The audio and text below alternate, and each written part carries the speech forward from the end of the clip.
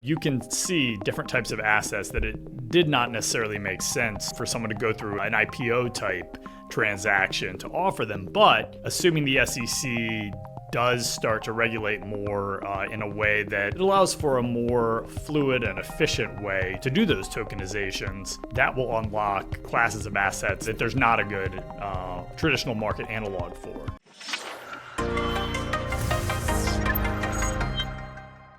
This episode is brought to you by iTrustCapital. iTrustCapital allows you to invest in crypto as well as precious metals like gold and silver via an IRA.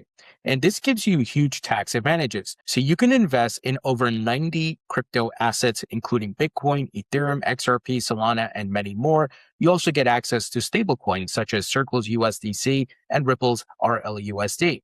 And as it relates to precious metals, you can invest in gold and silver, and these are the physical assets. So you're not investing in paper gold and silver. So on this platform, you can redeem the gold and silver if you choose to, and not many platforms offer that. Now, the big advantage to investing via iTrustCapital's IRA is the huge tax advantages. Many of you know you incur capital gains taxes when you sell at a gain. Well, you can minimize the effect of some of that by doing it via an IRA, especially if you have a long-term view on crypto as well as precious metals. And you can buy and sell crypto and precious metals 24/7. It's low cost and no monthly fee. So this is a great option to get exposure to these two great asset classes. And in addition, they have a great custody solution. It's called Premium Custody Account. So it uses institutional grade crypto custody, such as Coinbase Prime, which BlackRock leverages. iTrust also uses Fidelity Digital Assets as well as Fireblocks, and it's a closed loop system. So if someone hacks into your account, they can't withdraw funds. I believe this is the second safest way to custody your assets, right behind self-custody, where you control the private keys. And within the custody account, you could buy and sell 24/7. It's low fees. So this is a great option for custody of your assets, and you can sleep at night knowing that you're getting the institutional grade custodial services. So once again, two great products here from iTrustCapital, the IRA, where you can roll over your existing 401k or IRA to iTrustCapital's version, getting the huge tax advantages, and the institutional custody. And folks, if you sign up with my link at itrustcapital.com/go/thinkingcrypto, you could get a $100 funding bonus. I have an account with iTrustCapital, so I encourage you to go check out iTrustCapital, learn about their services, and see if it's right for you. Again, you can get a $100 funding bonus by signing up via my link, which is itrustcapital.com/go/thinkingcrypto. Link will be in the description. Hey folks, welcome into the Thinking Crypto podcast. I'm your host, Tony Edward, and joining me today is Ashley Ebersole, who is the co-founder and chief legal officer at TX, which is a unified operating system and marketplace for real-world assets that facilitates the digital issuance, trading, and settlement of tokenized assets through a global network of regulated partners. Ashley, great to have you. Thanks so much for having me, Tony. It's great to be here with you, and looking forward to our discussion. Absolutely. And I'm so excited to dive into what TX is doing because tokenization is all the rage right now. Many firms and institutions, many of the TradFi firms are all looking to tokenize assets. And you also spend a lot of time at the SEC, so I have a lot of questions for you. But let's start with your background. Where are you from and your professional background? I am one of the few natives from Washington, D.C., in the center of the city. And I currently live there. I was gone for about 10, 12 years, including about 3 years in New York, law school down in Nashville, Norfolk, Virginia, Cleveland, Ohio, clerking for judges, and then back in D.C. Since then. So it's been, and almost a year in Mexico City, which was great when I was in finance. But now in DC, and it's a great place to be at the center of a lot going on in this space. Now, you spent about over 4 years at the SEC as Senior Counsel. Tell us about your time there and some of the work you did. Sure, it was almost 5 years, slightly less, but I coming in, I had been at Skadden for almost 6 years and had done a lot of SEC regulatory work and defense work. So initially, it was just the other side of that, which was a great learning experience. But pretty early on, I had the opportunity to work on the early working groups there that were looking at crypto assets and blockchain technology and how should these assets be treated? How was the SEC going to look at them to engage with the technology?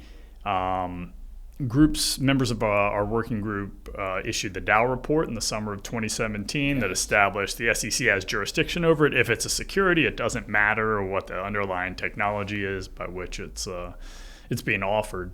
And from there, there was a lot of enforcement initially to sort of lay down boundary markers.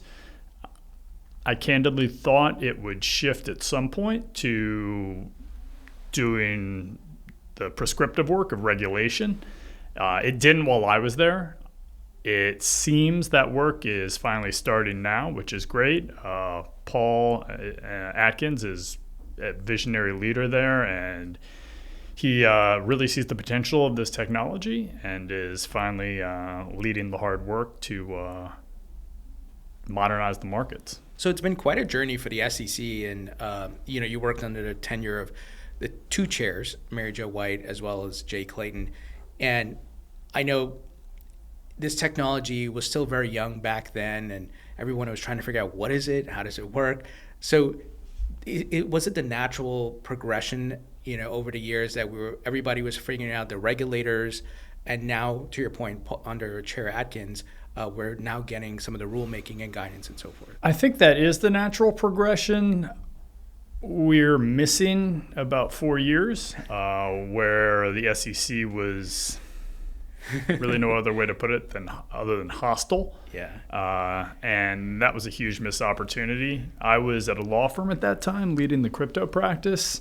And for about a year, you could still engage with the SEC. You could talk to them about projects and why you thought a certain securities law treatment applied to some aspect of this business, and maybe some sort of exemptive relief was proper or something.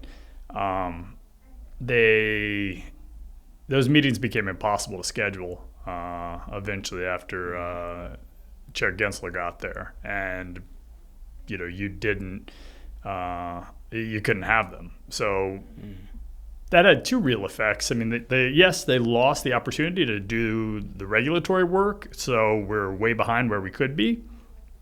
But also, the SEC lost all of the expertise and technical know-how that was in the industry and continued to develop in the industry.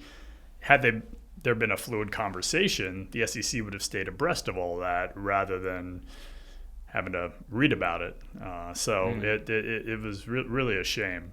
But we're back on the right track now, and the SEC is being extremely productive in what they're doing. Pardon the interruption. Hi, I'm Tony. I'm the host of the Thinking Crypto podcast.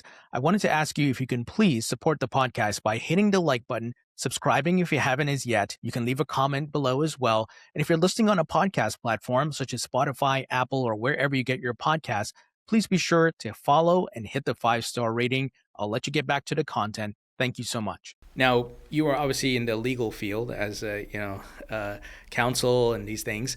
What made you decide to, or what was the moment that you said, I see this technology, this is an industry I want to go work in, but also be a founder?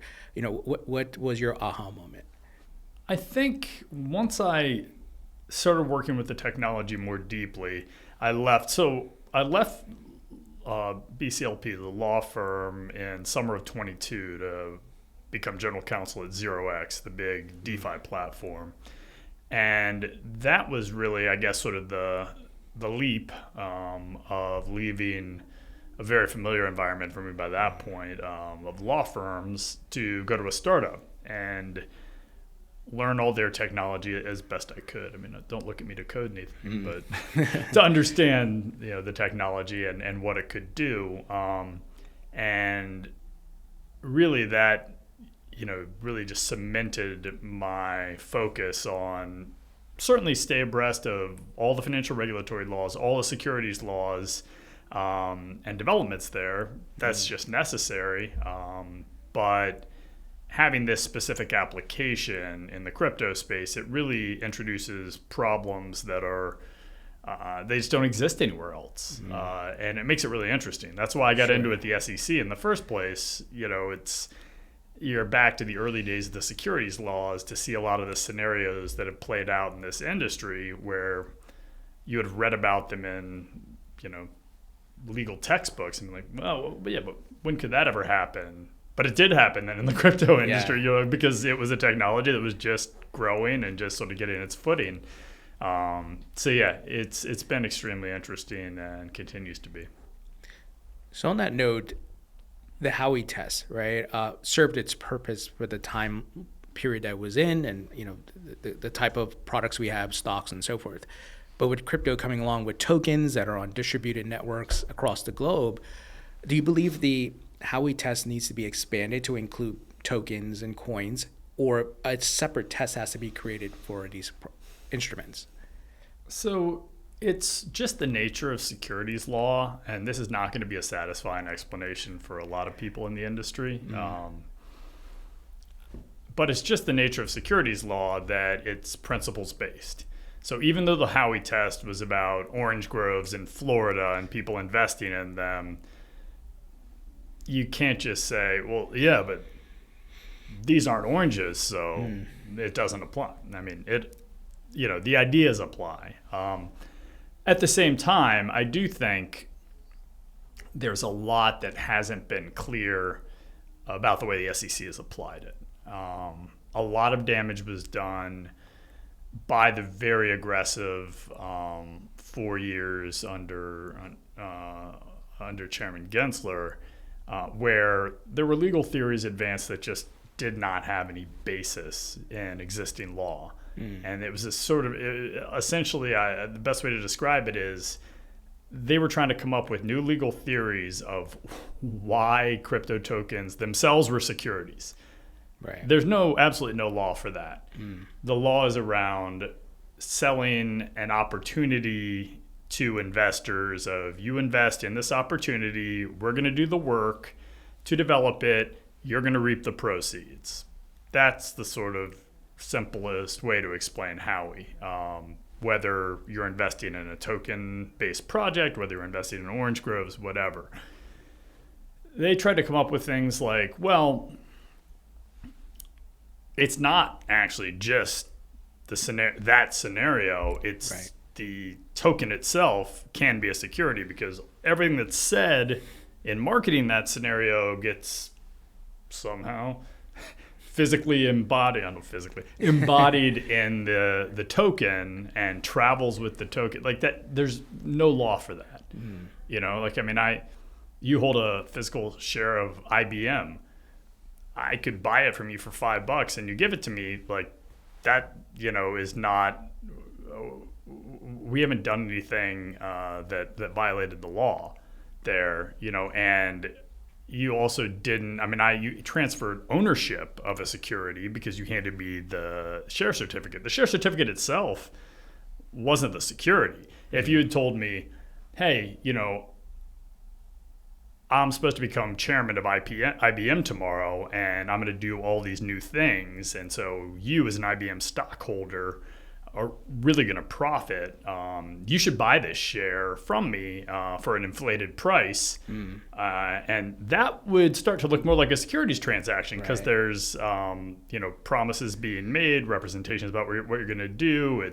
My reasonable expectation would be, all that stuff sounds good, and I trust that guy, and I'm going to rely on him and to generate profits, and I'm not going to do anything. I'm a passive shareholder. He's going to do all the work. Sure. So that's Howey. Howey is not the piece of paper is somehow a security. Right. Yeah. It's the contract around it or the scheme, so to speak. Right. Yeah. Exactly. It's the investment scheme. Which scheme always has a little bit of a nefarious conduct. Yeah. It's the investment out of the plan. Right. Sure. Yeah, for sure. So let's talk about TX. What is TX and what is the mission? TX is a platform that connects regulated entities globally for purposes of tokenization. It allows investors to find tokenized opportunities, tokenized asset opportunities that are being issued via those regulated entities, and to also, should they be entities that want to issue tokenized assets, they can find those regulated tokenization providers and they can use them to transact. So it's really sort of the connective tissue from a technological perspective for the industry. So kind of like a tokenized asset marketplace where builders can come and launch, but also people looking to buy tokenized assets or invest, they can come and also find those assets or bridge connections. And think of it like Amazon and like Amazon Marketplace. You have marketplace sellers; those would be the regulated entities. You have all sorts of consumers, some of which are small businesses. So you've got B2B, you've got B2C, you've got issuer or sellers. All different facets are represented. That's interesting because I haven't heard of any other platform like this. I know there's firms like Securitize which help companies to launch, but I haven't heard about a marketplace. So this is the first time I'm hearing of this. Yeah, I think the history of this industry, as best we can decipher it, is you had a lot of sort of siloed tokenization projects that would be really good at tokenizing real estate or doing a very specific thing like Figure and like tokenizing debt, like that kind of thing. But not a problem. A lot of those businesses did fantastically well. But the issue with that is you may have all sorts of liquidity in that specific asset, but it's pretty siloed inside that issuer. And so the idea behind TX was, what if you had a way to connect all of these regulated issuers and allow consumers to be able to see all the opportunities that are available to them and sort of discover information about all these regulated entities and what they're issuing. So what type of institutions are leveraging your platform? Well, the regulated entities that are within the network, broker-dealers in the U.S. and analogous platforms all over the world, are using it to reach investors, consumers, that kind of thing. And so they're sort of think of them as both the endpoints of some inbound, people looking for, whatever it is that issuer is selling, but it's also outbound because obviously, they're trying to distribute to investors. I mean, they sort of depend on that. In terms of consumers, then, you would use it the same way you use Amazon. I use it for a lot of things, but you say I want to invest in Latin American real estate. Like I want to find an issuer from whom I can purchase tokens like that, or with Solotex, our joint venture with a U.S. broker dealer, I want to invest in U.S. stocks. That's actually kind of a big opportunity for a lot of people who have digital wallets. They haven't previously had a chance to buy actual stocks that come with voting rights, come with dividends, are backed one for one by a share of stock that at the time of purchase, a token's minted that you can hold in your wallet. But a share of stock is also acquired that is held at the custodian level, the clearing broker.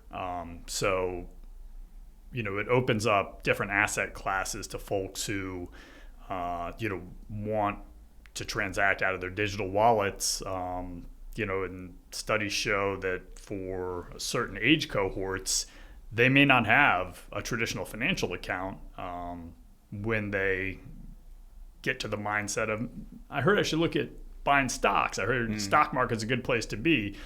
Maybe they'll go and set up a traditional financial account somewhere, but if they have the opportunity to buy Solotex stock tokens in their digital wallet, we're happy to serve that need.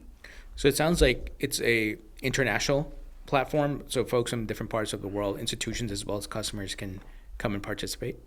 Yes. I mean, we're expanding the network of regulated entities as fast as we can, so it's a little bit dependent on that. Sure. Because we don't want to, and nor should we, hold the the registrations ourselves, the regulatory registrations ourselves, but we depend on the regulated entities because in the United States and in most jurisdictions, the process of tokenizing, whatever the real world asset is a regulated transaction. So we're not going to be engaging in that. We're not going to be doing the work of, the legal work around it. We're not going to be doing the issuance of those assets. And then on the consumption end, if it's in the United States, our broker-dealer partner would be overseeing that. If it's abroad, let's say you're in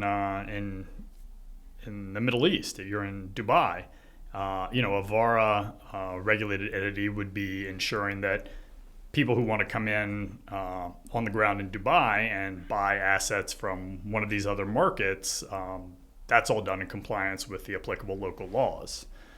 So it's, again, we're sort of the technology layer connecting these various users, issuers, and that sort of thing. And what are the common assets being tokenized on your platform? You mentioned real estate. Is it stocks, money market funds, and things like that? Yeah, so the Solotech stock tokens, real estate, investment funds, both from the United States and abroad. Other sort of more esoteric assets like vintage cars and that kind of thing. Though that needs to be a little more at scale than it's a lot to do that for a single car. Right. Sorry, I didn't mean to interrupt, but where does the liquidity come for something like that when it's that small and it's not a asset that has broad reach, so to speak, that not a real estate, people, I know I can get a house in this region, and a lot of people around the world may want to do that. But a car, I don't care about cars. So how do they find the liquidity and build that market? Well, I guess two things are we have market makers for these assets, but also, just like, in the traditional financial markets, there's not a buyer for literally every asset. So, some issuers are going to be frothier, maybe is a way to put it. So, or the markets in their assets will be frothier than others.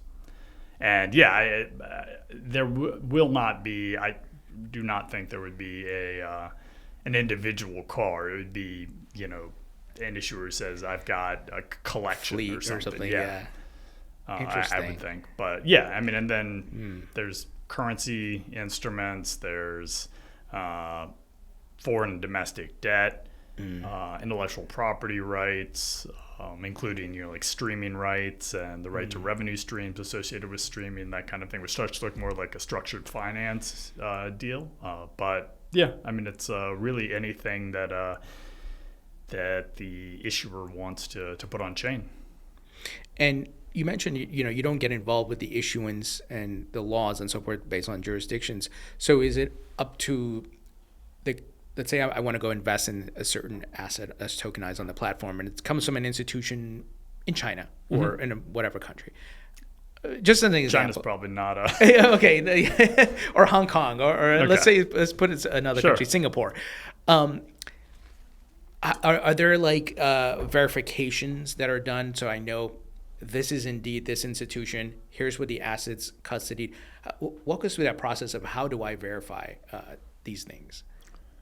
So in the United States, and it's going to be in each market, but in the United States, the broker-dealer has to do due diligence on each of these offerings. And there are analogous systems in every major market where they have to verify that what they say is there is there. Right. In the U.S., a regulated qualified custodian has to be holding title to the assets and that kind of thing. So there is a lot of legal infrastructure around that. Got it. Can an individual like myself, if I have a rare basketball rookie card, Michael Jordan rookie card, for example, and I want to tokenize that, can I do that as an individual? I have to go through an institution. You would need to go through the institution. I mean, It would be a little expensive to do that for a rookie card. I think I have not traded in the cards market since I was a much younger man. I wasn't a man but in my adolescent years, but were there to be something sufficiently valuable, you could do it as an individual. You would work through the regulated entities. So you would work through the broker-dealer as the individual who holds title of that asset and wants to tokenize it. Right. And which blockchains are you supporting that these institutions can tokenize on? Initially, we have our own layer 1 TX chain, and it has a bridge to the XRP ledger. We are open to other bridges, and we probably will be adding those in the near future.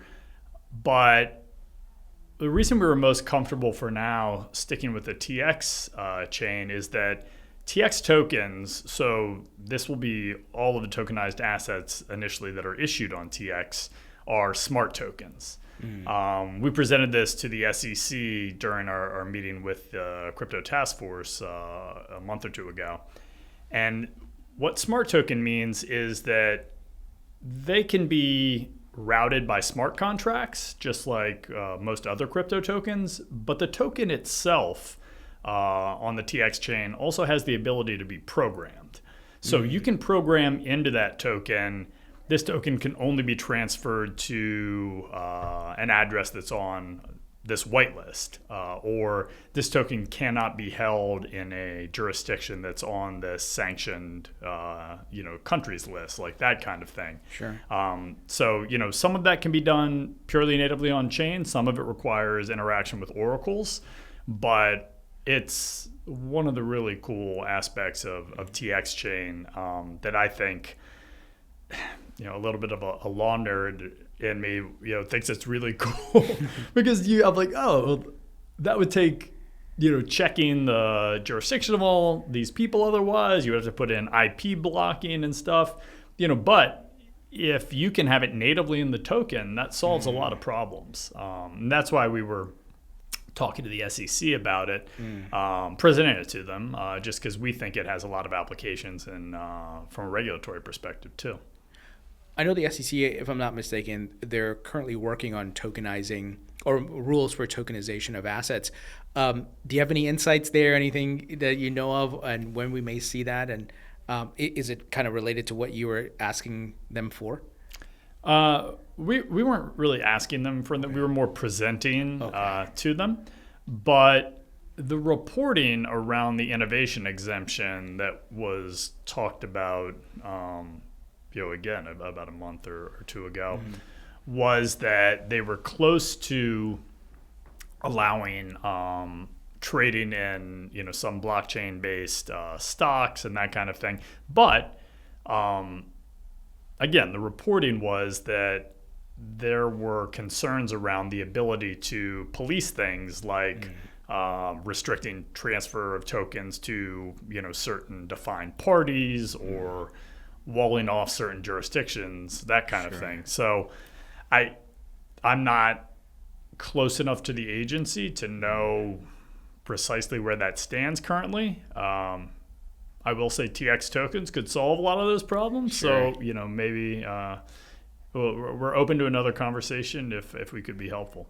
Absolutely.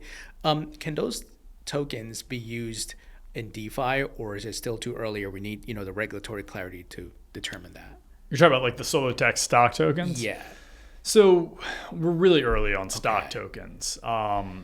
And those need the green light from the SEC, but specifically they also need the cooperation of FINRA, the Financial Industry Regulatory Authority, the broker-dealer self-regulatory organization, because certain exemptions are needed to allow for trade, the way that crypto trades and trade settlement and that kind of thing does not match, no surprise, with the way the laws were written, decades ago, or even a few years ago. So you need to get certain exemptions to allow for you to, in the correct way, issue tokenized stocks.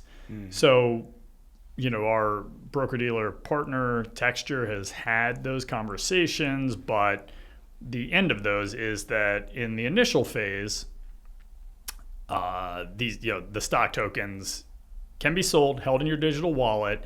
You can redeem them back to Solotex.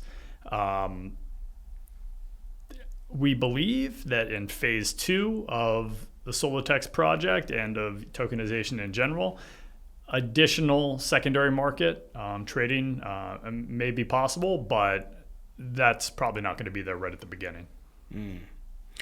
So talking about the overall aspect of tokenization and where we're headed in the future of finance, do you see that the current assets that are in the market that are listed on exchanges will all be tokenized, or maybe it will be 70% of them, because not necessarily everything needs to be tokenized? I'm going to give you 2 answers. To me, it makes logical sense that you will have an entire class of tokenized assets that are things that it doesn't make sense, to your example about the individual car. Assuming you could find a way for it to make sense to do it on chain because of the efficiencies that brings, that kind of thing. Sure. I mean, you would still need to do the regulatory side of it, and that's often the costly part. But if that's difficult, trying to do that in the traditional space is doubly difficult, I would say. So I don't know that it's going to be the individual car, but you can see different types of assets that it did not necessarily make sense for someone to go through an IPO type transaction to offer them. But assuming the SEC does start to regulate more in a way that allows whether it's the innovation exemption or whether it's additional regulations being issued, that allows for a more fluid and efficient way to do those tokenizations, that will unlock classes of assets that previously, that there's not a good traditional market analog for. You then have the question you just asked, all of the existing traditional assets. And this also a little bit depends on the SEC, but it also depends on the industry. So there's been a lot of stories about DTCC and a lot of ways the ultimate sort of traditional finance player, the New York Stock Exchange, NASDAQ, and others doing pilots to explore how they can use blockchain, to explore how they can experiment a little more with crypto assets and technology because they see its potential, obviously. So you can see 2 different potential worlds happening. One in which, yes, you want an on-chain representation of every traditional financial asset that's out there because you want those to be available to everyone who's transacting on chain, which opens up, the potential for markets to trade, 24 hours a day, 5 days a week, 7 days a week, whatever it is. So a lot more liquidity. But if the SEC goes the route of, and DTCC and the stock exchanges go the route of, this technology does bring a lot of efficiencies, and we think it is worth investing in overhauling our markets a little bit to modernize them and bring in technology in a way that we haven't before, and that does that performs functions that haven't been possible before. Then you could see it becoming the legal record legal authoritative record for all financial transactions, in which case, you're going to see movement of everything on chain in a much more full-scale way than it currently is. So in the process of building this infrastructure out, you're going to have some leaders and some laggards, right? Some folks will have tokenized versions of, let's say, SpaceX, Tesla, Apple, and so forth. But you may have the traditional assets still out there. How do we, and this may be something the SEC is thinking about, how do we avoid different price and I don't know, different issues that may come up because you have two separate markets almost. So in the initial stage, every tokenized asset needs to be backed by a traditional asset. So with SpaceX, the issue with SpaceX was there was massive demand and limited supply. All of that was going through traditional rails. It's not like there was an on-chain supply and a traditional market supply, and there were different problems with each. It was the same problem. All of them were drawing on the traditional market. So, I think that in terms of assets, being backed and not having a dislocation between prices, as long as there's an actual share underlying each of these tokenized representations, the market makers should be able to sufficiently keep the price within an acceptable band of each other.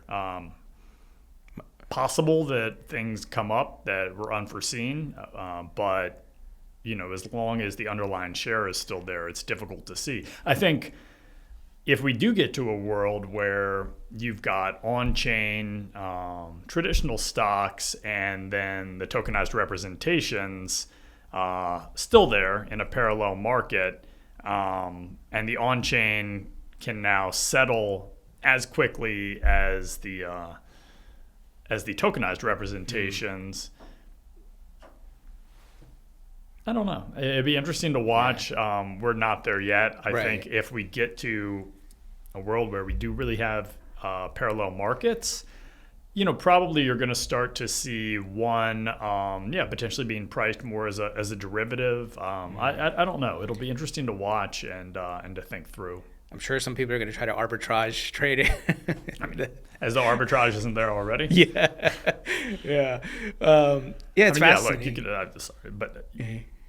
You could arbitrage trading. You can write event contract. There's a lot you can do now that you couldn't previously do. But from a legal perspective, that makes it exciting and makes it really interesting. Just getting your mind around all these new products that are coming on, and they're all still viewed through the same law, but applying that law to them, knowing, having been at a regulator or having worked with regulators, how the regulator's likely to look at this, and then making judgment call. That's what a lot of this is.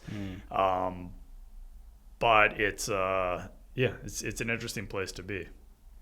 And with tokenized assets, it seems the direction we're heading in is truly global markets, real time, running on blockchain, instant settlement, and things like that. Do you see these assets being brought to people around the world who couldn't access them before? Like they couldn't buy a SpaceX stock or a fraction of it or whatever it may be. But maybe in countries in Africa, South America, other parts of the world, through tokenization, they can access these assets now. Definitely.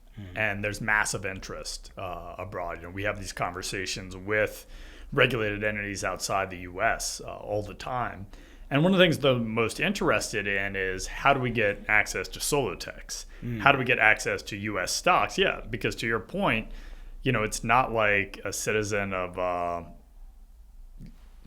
wherever, Argentina or something, can call up a broker dealer in New York and say, hey, I want to open it's just, maybe it should work that way, but it doesn't. It doesn't, yeah. So, this allows for exposure, for them to get exposure to the U.S. stock market through a regulated product. Are there any risks that you can think of, or that could potentially be a risk for tokenization of assets, not when it's fully completed, but during the process that concern you? During the process of performing the tokenization, or you're saying where the industry is now? Where the industry is going, because to your point, no rules officially yet from the SEC, might be around the corner, but there's always bad actors in markets, right? In every industry, every market. Humans will be humans, right? That's why we have the securities laws in the first place, right? Because people were being sold, investment schemes around all sorts of things and didn't exist, weren't, so. Right. So is there anything that you think could be a risk in the process of tokenizing these assets? I'm sure that there are risks, but if you think about, look at SpaceX, it's actually a decent example. You did have a scenario there where due to the massive demand, there were a cohort of traditional broker-dealers whose users had put in orders to buy IPO stock of SpaceX, and they couldn't fulfill those because of the massive demand. It was like 2-to-1 oversubscribed. That happened on the crypto side too.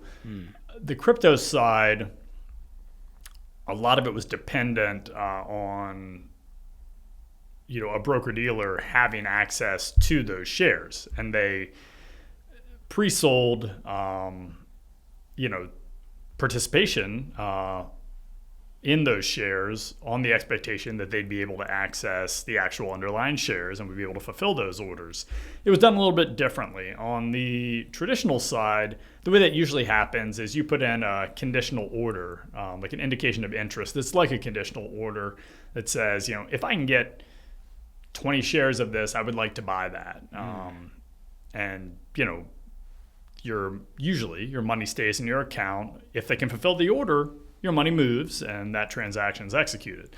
The reporting is that some platforms on the tokenized stock side had actually pre-sold and said, get participation in SpaceX stock, and they actually collected investor money.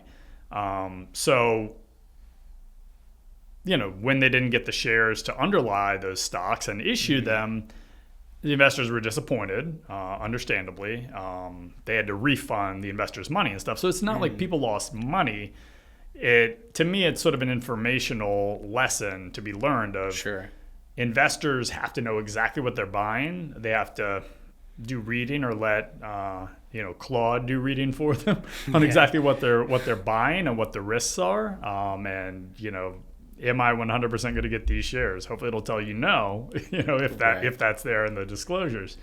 But all that money was refunded. So it wasn't like it was a scandal. It was just a little bit exposed that some of the tokenized stock offerings, the differences among them and what you're actually buying. Are you buying a synthetic asset that just has price exposure? Right. Are you buying something that purports to actually have a share of stock behind it? With the Solotech stock tokens, you don't get the token until you select to buy that stock through our broker dealer, and the stock is purchased, and at the same time a token is minted that you can hold. Right. So you're never going to have one without the other.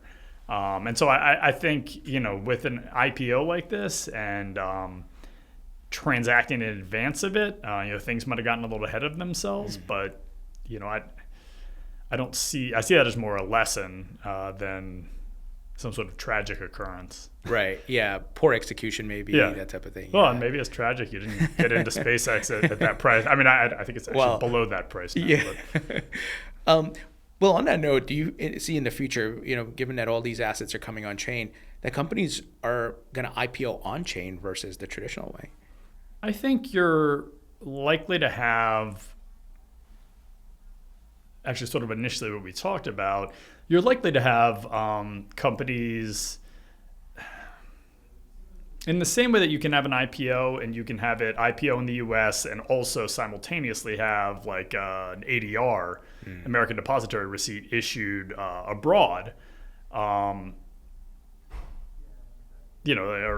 have a representation of it issued abroad.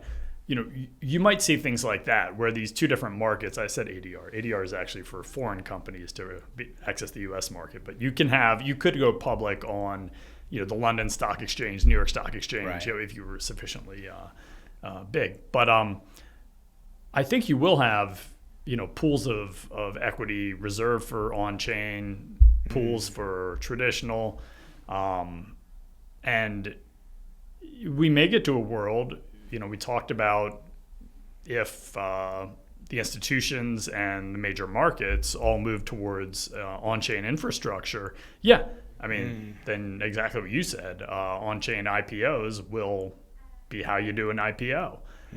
initially you would think, and the movement is likely to be a little bit more of the on-chain component is kind of a sidecar to the other IPO.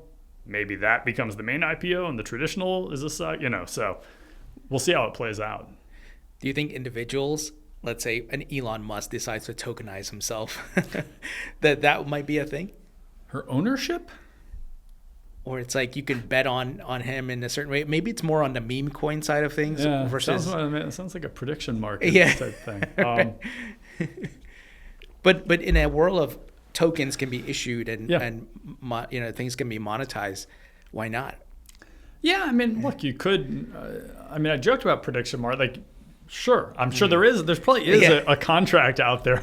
Is Elon Musk going to do X next week? Like that can, that's probably you could probably buy into that if you want to. But yeah, I think celebrities certainly. David Bowie, the Bowie bonds. This is. I don't even know if I was alive when those were issued, but I've read about it. You could have a lot more celebrities, artists, that say, hey, I don't want to wait till after I'm dead and my catalog gets, securitized. I want to do it while I'm still alive and raise money.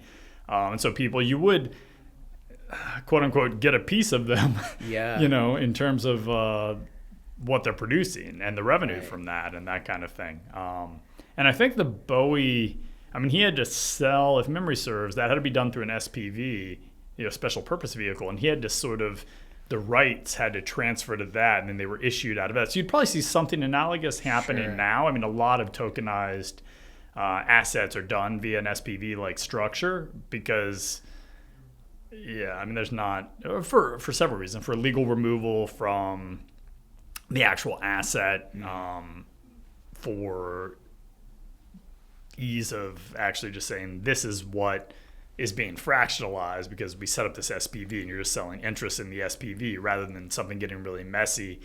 And if it's real estate, you're saying we're going to sell direct interest in this building. Okay, the disclosure document for that's going to be prohibitively large because you got to have zoning and like everything. If you're buying the actual bill, so rather than an entity or structure that, holds rights to it, that kind of thing. So a lot of really interesting permutations of this, I'm sure will be coming. Yeah, it's fascinating. And that's a great example with David Bowie's, with his catalog and things like that. A lot of artists could do that and maybe they could get more money because they'll be able to bring in liquidity capital from across the globe versus just in the United States and specifically selling it to a record label or things like that. Yeah, I think so. It's, in that industry really specifically, there's already a lot of interesting stuff going, like Taylor Swift and having like Taylor's version, because everyone went with her, right? I didn't know what that was. My wife eventually explained it to me. She's also a lawyer, so I was like, oh, that's interesting. That's cool. But, you've got fan bases following the artist. You've got the artist saying, you may have bought all of this stuff in this version, but this is a new version and you should buy it, and they want to support it. You can definitely see things like that being on chain and really having a lot more distribution and liquidity on chain. Now, we're on the cusp of getting the Clarity Act passed. We actually got some good news today that the bill is going to make its way to the Senate floor in July. Obviously, we got to wait for it to pass. We don't know what's going to happen. But when that passes, do you think that unlocks more innovation with tokenization, allowing more institutions to, dive in, even though they may be dipping their toe right now? I think it will help to a degree. I do think Clarity is an apt name for it because I think it's a lot about clarifying existing law, not about making new law necessarily. It's a lot about putting down in writing what lawyers who've been in this space for a while have been able to discern around where is the SEC and CFTC boundary lines, where do they fall? But it has also always been, a bit gray. So you have had to make judgment calls and that sort of thing. And I do think Clarity will make hopefully live up to its name and make that a Yeah. little clearer. And we'll also make it clearer, forget lawyers, for everyday people to be able to understand, what is what, asset-wise, what's the security, what's a commodity, who's the regulator, who I have to worry about, or not worry about, who I need to engage with, on this, that kind of thing. I think the missed opportunity for clarity is that you don't have a lot that's prescriptive of saying how you can move from assets that are currently in the physical world to get on-chain representations of them and to allow that to happen in a more efficient way. I think that'll be coming. I think there are institutions that perhaps, not perhaps, I mean, it's reported publicly that there's institutions that have been hesitant to get as involved in the crypto space as they might have because, maybe they hold a broker-dealer license, but what they want to trade looks like it might actually require a CFTC registration. They don't hold that, or they don't want to go through the process of getting it, or they don't have a contractual relationship with an entity will allow them to access that market or something. So it's not black and white for them. So they're not going to do anything right now. Hopefully it will clarify things for institutions like that. But I think the big unlock will come once you have law out there that says you take an asset, and whether it's an innovation exemption or whether there's prescriptive legislation and regulations that then come that say this is how you can tokenize an asset and have it on chain, rather than needing to seek an exemption from FINRA for how settlement's going to happen. That's now law, and you don't need to go one by one and seek exemptions. This is the law, and there's going to be SEC regulations around it. So I do think that there will be an unlock coming once we get to the more prescriptive side of how do you tokenize things, how do you make this easier, rather than having issuers need to go and seek exemptions and that kind of thing, which if all the exemptions are granted, great, but that's still an additional step, and that's friction that doesn't allow a market to grow to the potential that it otherwise would. So Ashley, 10 years from now, 2036, what do the markets look like with tokenization in place? We'll absolutely have, 24-hour a day trading, but probably 23-hour a day, 5-7 days a week trading. We're not going to be constrained by market hours anymore. I don't think. Things are becoming too global for conventions like that, I think, to continue to hold. But so I think that innovation, that has already been coming to a degree, but it's been sort of forced also by what's available on chain now, and just how quickly settlement can happen in that context. So I think that there will be efficiencies like that. I think that you're going to have markets that will have a plethora of assets beyond what's currently available in to a mass market audience. I think you're going to be able to go to TX or other markets and be able to transact in almost anything. Whether it's a physical, an RWA, right. Whether it's an event contract, whether it's traditional, an equity is RWA, because unless you've got an equity already on chain, as it's sort of, where it natively was issued, but, equities, derivatives, all of that, through our regulated partners are going to be available. And And I think it's going to produce a lot of liquidity that, like I said at the beginning, we discussed, is currently siloed into, this is where you go for this specific market, this is where you go for this specific market, both geographically and in terms of product. It's going to be very fascinating to see how that plays out. And I'm assuming AI is going to be a big part of it in helping manage and markets when we're sleeping and things like that. Yeah, I mean, I was actually just messaging some of our engineers earlier about this of, AI is a really interesting technology to come about in parallel with crypto markets and tokenized asset markets, because one can't really exist without the other. If you think about it, I mean, I guess it could, but if you've got AI and you have agents that are ready to transact or transfer money or whatever it is, it's difficult to think that they're going to do that over like ACH rails, or that they're going to only operate during market hour, like whatever it is. Like it's difficult to see AI fitting into a lot of the traditional ways of doing things. But what it seems tailor-made for is to transact on-chain, because it can talk to the on-chain systems. They can interact. They can, if it's Solotech's stock tokens or other TX network tokens, the AI can see the programming there and read the restrictions there. And I mean, it almost obviates the need for like an oracle if it's an AI agent, and the AI agent knows when I read this programming, I am not allowed to do this with that. I should do this with that, whatever it is, whether it's a restriction or a mandate. I think it'll be a really big efficiency transformation. Oh, absolutely. I'm excited for the day when I can have an AI agent trading my assets 24/7 and make me more money.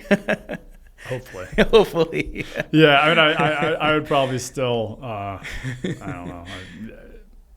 I'm sure that people who check the market to an obsessive degree would still check the market and their holdings to an obsessive degree. But sure, my mom was that way, and it's fine. I mean, it is what it is, Absolutely. Ashley, great stuff. I have some wrap-up questions here for you. First, early bird or night owl? Get up around 6, go to bed around midnight. So I'm not sure what camp that fits into. I'm not like a 4 a.m. person. Sure. But, kind of hybrid. I have kids that have to go to school, so I got to get up at a certain period of time, certain time, or the stuff that has to happen before they leave doesn't happen. Yeah, exactly. I'm in the same boat, and I do sometimes have to work a bit late, so I'm up to midnight sometimes. Window seat or aisle? Aisle. Text, email, or call? Text. And if you could have dinner with any person living or dead, who would it be? I think it would be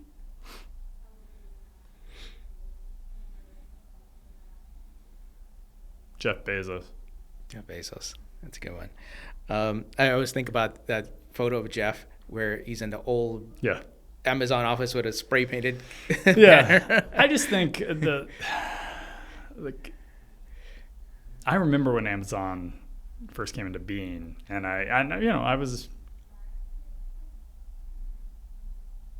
I was in high school maybe, and I was like, books? I was like, all right, whatever, I can go to Barnes & Noble, but my dad was like, yeah, but it's much bigger than books. He's building a distribution network. I just think it's really interesting. I think he's, having some time with him would be a really interesting dinner or lunch, whatever. I don't know what the question was, but sorry, I know you have other stuff.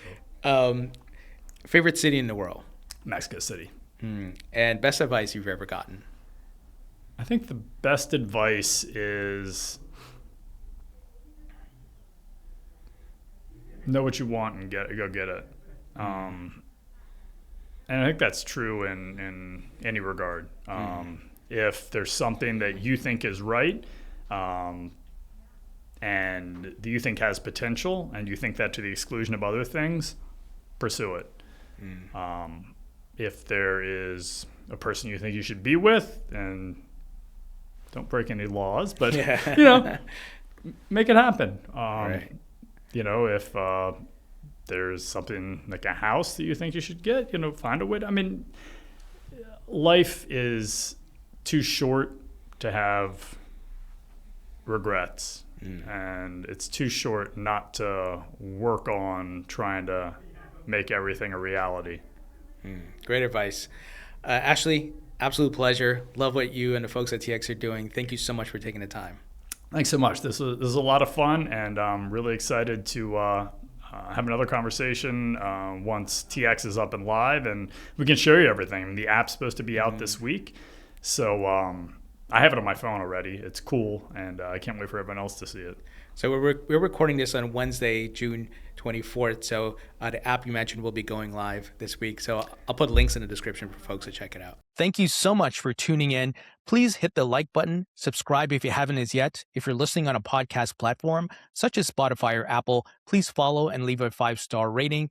Thank you so much.